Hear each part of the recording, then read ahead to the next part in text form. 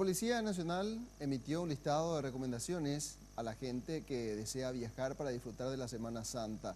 La lista en realidad es bastante básica.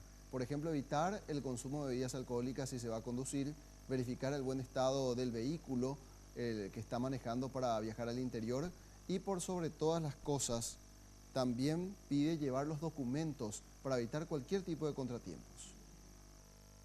Los viajes al interior del país son prácticamente una tradición en Semana Santa, pero la policía advierte que lo que se planea como un paseo familiar podría ser todo lo contrario e incluso tener consecuencias fatales si es que no se toman las medidas necesarias.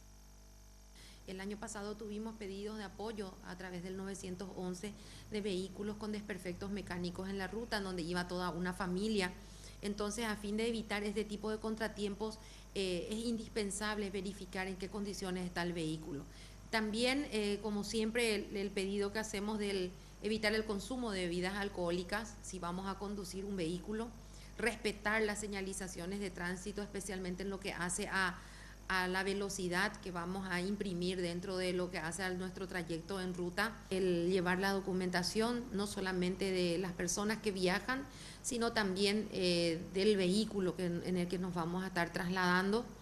Un refuerzo de al menos 1000 policías saldrán a las calles a partir de mañana. Todos aquellos que están afectados al curso, que son aproximadamente 1000 efectivos policiales que por este año lectivo están realizando cursos dentro del ICEPOL, no tienen actividad académica y ellos pasan a reforzar también no solamente las comisarías del área metropolitana, sino también en el interior del país. Según la policía, el trabajo se intensificará en la zona de Misiones, el recorrido de Tañarandú y Encarnación.